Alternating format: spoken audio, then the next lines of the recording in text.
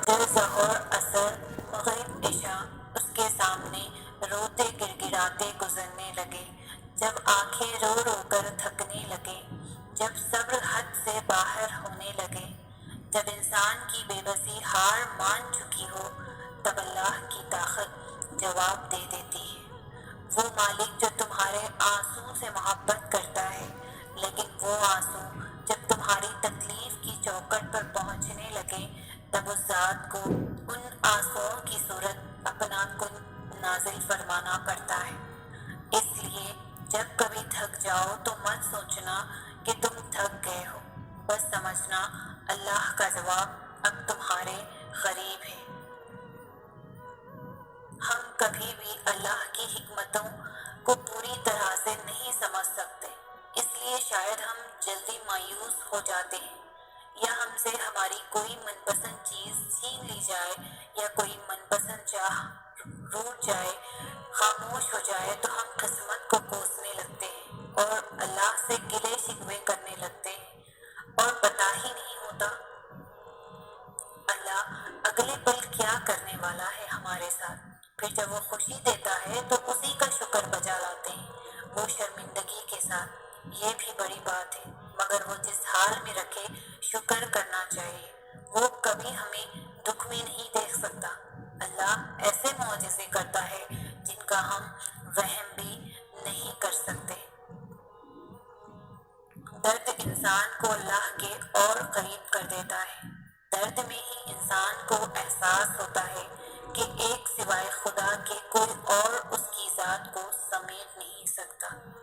درد میں ہی انسان کو شاہرگ سے بھی قریب ہوتا ہے، اور جب خدا کا ہونا انسان محسوس کرتا ہے، چاہے تکلیف میں ہی ہو، وہ لمحات ہی کچھ اور ہوتے ہیں۔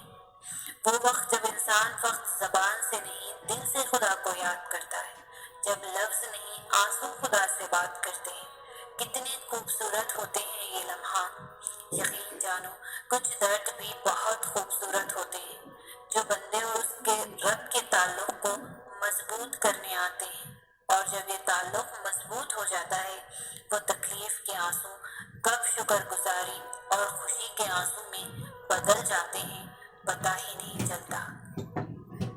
اس دنیا میں آنے کا مقصد لوگوں کو راضی کرنا نہیں ہے، بلکہ اللہ کو راضی کرنا ہے۔ لوگوں کے نزدیک مشہور نہیں ہونا، بلکہ فرشتوں کی محفلوں میں مشہور ہونا ہے، کہ وہ ہمارا چرچا اللہ کے سامنے جا کر کرے۔ اللہ کو راضی کر لو، لوگوں کا کیا ہے، لوگ کبھی راضی نہیں ہوں گے۔ اور اللہ تو اتنا سخی، اتنا اعلیٰ ظرف ہے کہ وہ ماضی کے گناہوں کا سایہ بھی نہیں رہنے دیتا، تانا بھی نہیں دیتا، احساس بھی نہیں دلاتا۔ کچھ خطاؤں کو، کچھ دعاؤں کو، کچھ باتوں کو اللہ کے ساتھ راز رکھا کرے۔ وہ ایسا رازدار ہے جس سے مخلص کوئی بھی نہیں۔ اللہ سے باتیں کرنے کی عادت ڈال لیں، اللہ سے دوستی کریں۔ صبر کے سفر میں ایک مقام ایسا بھی آتا ہے کہ ہم جب کوئی دعا کرتے ہیں یا کچھ بھی سوچتے ہیں تو پل بھر میں ہی اللہ اس کو پورا کر دیتا ہے۔ پتہ ہے کیوں؟ کیونکہ اللہ جانتا ہے کہ تم نے کتنا صبر کر رکھا ہے۔ ہم جب اللہ کو چن لیتے ہیں تو یہ مقام اللہ خود بخود ہمارے مقدر میں لکھ دیتا ہے۔